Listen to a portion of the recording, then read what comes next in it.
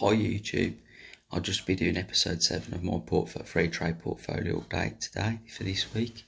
This week I'll be going through what stocks I've brought this week, my biggest risers and my biggest fallers for the week, and I'll also be going through the portfolio performance for the week. And then I'll also be going through the metrics I use to identify quality companies and the checklist I'll use for identifying quality companies with a moat and a durable competitive advantage, as I'll be looking to invest in most of these companies for the long term. And I've got most of my, I've got an outline for my checklist from this book called Raw One Investing by Phil Town. It's a great book. He's also done another great book for new investors. It's Invested. He wrote that from his daughter's perspective, who was not really a keen investor at the start of the book, and how he helped her, apply these principles into her investing journey. But yeah, at the moment I'm reading this book, and obviously I'm trying to apply it to my own investment thesis and philosophy. If you're new to the channel, the DIY investing guy, can I just ask you all to subscribe to the channel, and could you smash the like button on this video just to help the YouTube algorithm and get this video out there and help the channel grow. There will be a link to a free share in the description of this video. So if you want new to investing and want to start investing, follow the link, open an account, deposit £1, fill out whatever form you've got to fill out, and then you'll receive a share worth up to £200, which is a great offer for a new startup investment. It's up to £200. So I'll just take a deep dive into the portfolio for the week. As you can see, it's had a sharp jump yesterday, but that was mainly due to I deposited £300 into my account yesterday for obviously my monthly investment. I put some more money in for my monthly investment, and so that's where the big jump's from. I'll just jump into the main portfolio, my holdings now. No changes to any holdings. I'm still holding exactly the same positions as I was last week. No new stocks in there. But to be fair, I want to keep the portfolio quite concentrated and try and run with my best ideas at the moment as I'm growing this portfolio. So yeah, the biggest faller for the week is Tattoo Chef, TTCF sticker symbol, and the 7-day graph is showing it started the week at 21.74. and it's had a decline of 8% all the way down to the $20 mark. And it had a 5% decline the week before. Obviously, there's been a lot of negative news around this company at the moment. A lot of YouTubers are covering stock, some bullish, some bearish on it. One of the big YouTubers has sold his whole position out in Tattoo Chef, and is held mainly by the YouTube community and the general public rather than institution. A YouTube video can have a massive effect on the share price because a lot of its investors watch these videos online. I'm happy with Tattoo Chef's response, and I still like the story of the company. I still think it's one for the future. It's not a fully developed company yet. It's still very early stages in its life cycle. So yeah, I'm happy with the company at the moment, and I'm still quite bullish on Tattoo Chef for the long term. So I haven't sold any of my shares in this. I'm still holding. I'm happy with my average price. As you can see, even with the last 2 weeks, it's had a 5% decline last week and an 8% decline this week. I'm still 7% up on the company with a £70.94 gain. So yeah, I got a great average price, to be fair, and I'm happy with the average price I've got. Obviously, still not back in my buying range yet because I'd like it to get below the $17 mark, maybe the $16 mark, before I start adding more money to this position. Because even though I dollar cost average into all my stocks every month, if the price is too high, then I won't be dollar. I'll put it into another stock I think it's a better value for that month, or trading at a cheaper price. And if none of them are, if they're all too high and I can't find a new company to invest in, then I'll just hold it as cash until a buying opportunity comes along. I do tend to hold most of my cash in my bank because it's easily transferred straight into my portfolio. So yeah, Tattoo Chef is the biggest faller for the week. The second biggest faller for the week is Boohoo, which is an awesome company, and I'm glad about that. It's not really that massively down. It's only just 1% down for the week. And obviously I've brought a bit more of this. I brought another £100 worth of shares this week. So now I'm currently holding 62 shares. and I'm down 26p on it, which is basically, it's my average buying price is 321, nearly 322, so that's currently where it's sat at. And I own 62 shares now, so I'm improving this position, and I'd like the price to stay where it is, moving sideways, or even dropping a bit, maybe below the £3 mark, to load up the truck on this company, as I think it's a quality company, and it's just going to move from strength to strength. It's still getting a lot of heat from last year with its scandal from the media and stuff, but as long as the company fundamentals and customers keep on buying it, the company's just going to be a beast of a company in the future, and the share price will eventually follow, regardless of what the media or people have to say about that. So yeah, I'm hoping to build quite a large position into this company now. It's a great company. The second, now I'm just going to go on to the risers now, because the next big riser for the week, the first riser for the week, sorry, should I say, is Salesforce, which I've also added a bit of money in. It's only 0.3% up, so the share price really hasn't, it's moved sideways more than anything this week. But I've added a bit more money into it, and I'm 1.89% up, and I'm £3.76 up on this stuff. It's a great company. It's going to be a great company in the future. It's got a moat, it's got a brand moat, it's in there, it's got a networking moat. It's just a great company, and it provides valuable software and data for just thousands of companies that you wouldn't, and some big name retailers as well. And it's just a quality company, and it's a great company for the future. And I'd like to build my position in that, the same as Boohoo, really. Now, the biggest, not the biggest, but another good riser for the week is Facebook, and it won't have, towards the end of the week, it had a bit of a sell-off last week. I added another £100 into this because it's just one of my favourite companies at the moment. Such a beast of a company, and probably the best value of all the tech stock, big US tech stocks at the moment. Obviously, it started this week off really well, and it's up to just over 2% for the week. And I currently own, it's my biggest position now, it's 1,000, my current holding is 1,177, and I'm 7.65% up, £83.63 up. So yeah, it's a better performing stock now overall than Tattooed Chef is. Even, Tattooed Chef was flying a few weeks ago, but yeah, for the long term, I'm going to just build up a massive position over the next 12 months in Facebook. Hopefully, however, my overall portfolio is going to be the biggest core holding in my portfolio. It's just a great company. I'll probably do a video on how I think Facebook is, and I think it's massively undervalued at the moment for the high quality of the company. And Facebook's my biggest position now, and I'm quite happy with that. I brought another £100 this week at about $335 a share, so that's amazing. So yeah, the three companies I've brought this week into are Boohoo, Salesforce and Facebook. I haven't brought any Naked Wines or Tattooed Chef this week.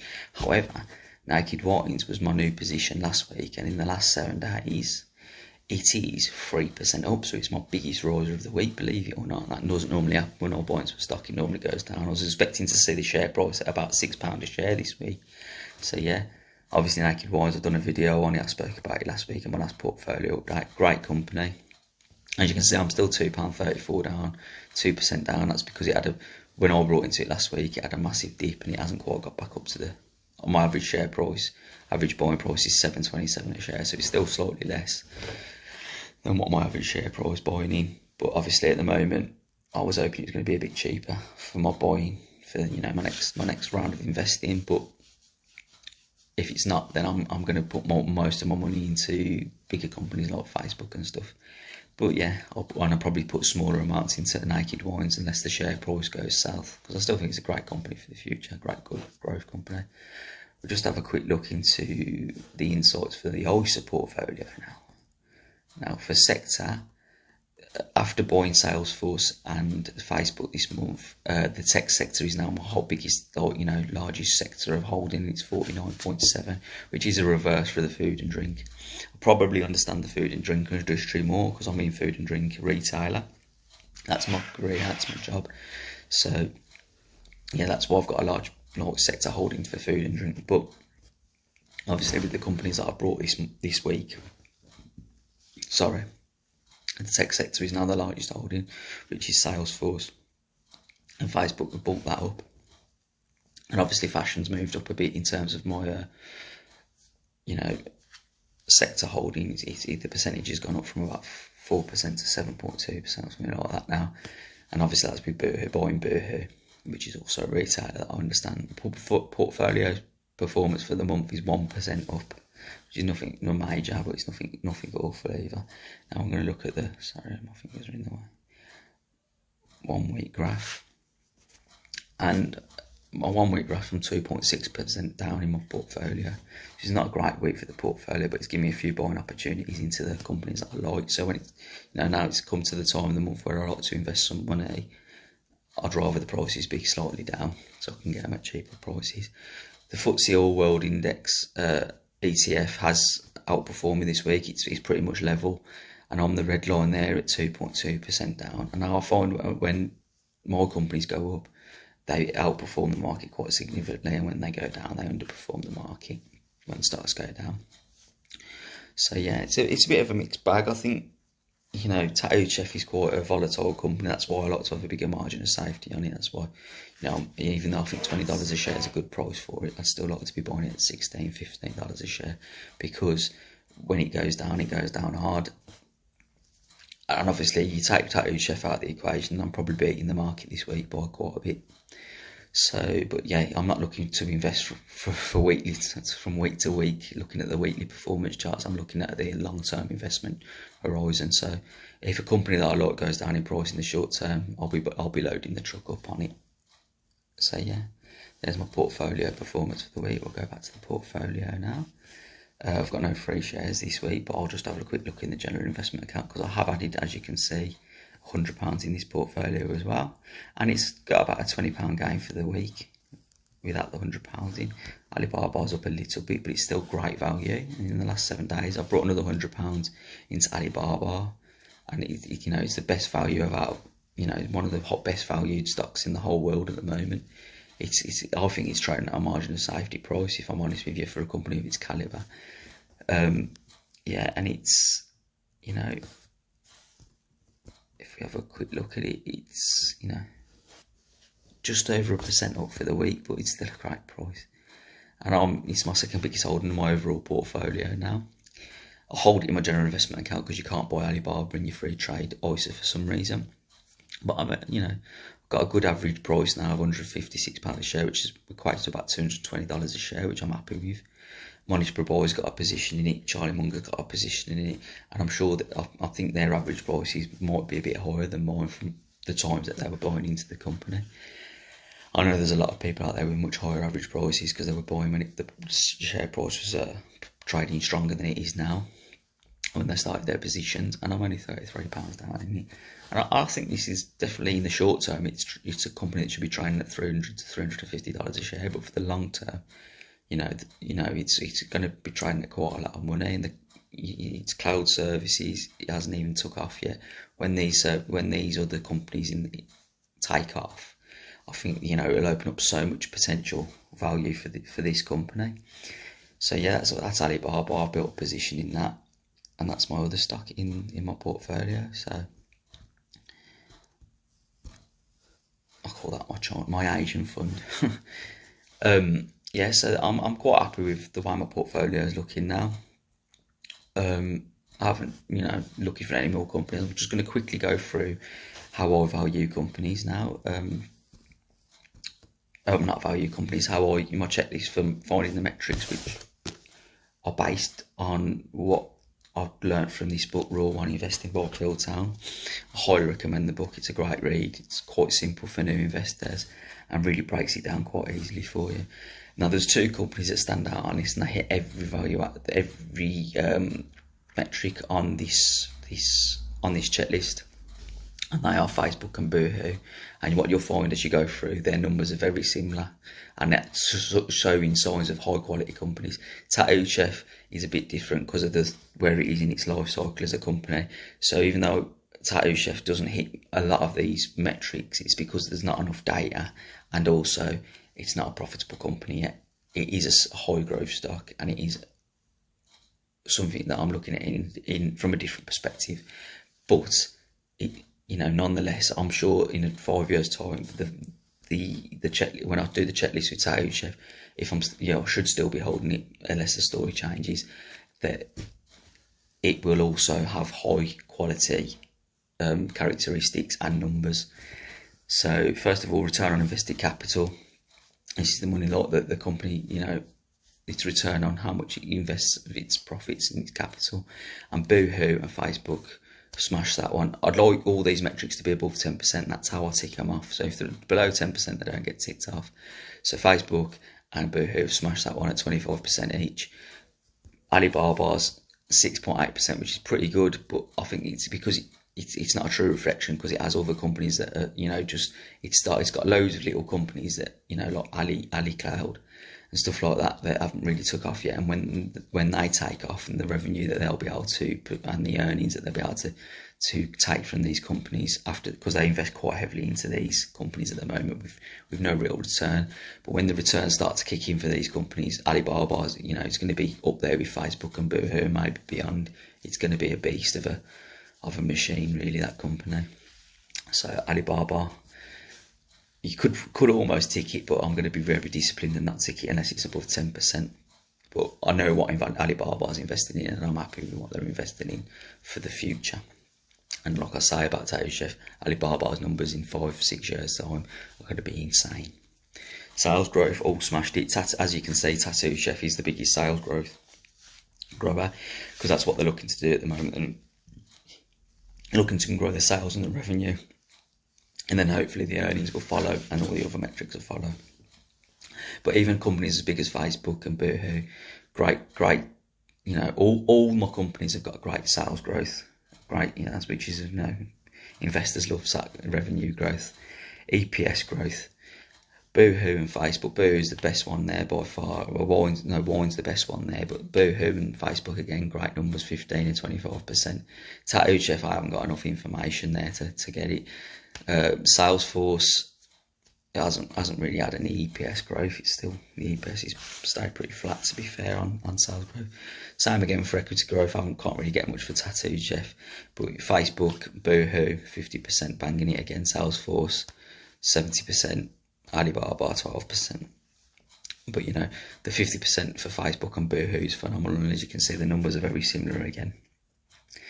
Cash growth, obviously, how much of its profits it can convert to cash, to improve. Obviously, it can sell part of its company sometimes to bring in cash. It can issue more shares into large shareholders to increase its cash position, but with Facebook and Boohoo, it's been 35%, and I think that's a lot of it. That they are, from what I've seen, they generate converting their profits to cash, which is a great sign. Wine was from when they sold off the Majestic Wine part of the business, I think, and they cleared a lot of debt, so that's why their cash position's better. Tattoo Chef has a good cash position, but I haven't got enough data to gather what its cash growth has been like over the last few years. And really, as a growing company, buying more, making more acquisitions into other companies like the Mexican food, I'd expect its cash growth to be negative or not really increase for the next few years as they invest heavily into new facilities and stuff. And then obviously this isn't part of my checklist, but it's an afterthought almost. But I don't like companies with debt anyway. It's nice to have a look with a lot of debt. So it's a good measure a good metric to measure after you've done my other 5 big numbers for the moat and the durable but competitive advantage, and that is debt. It's still important. So I either want the company to have no debt or be able to pay its debt off in 3 years with its free cash flow, ideally.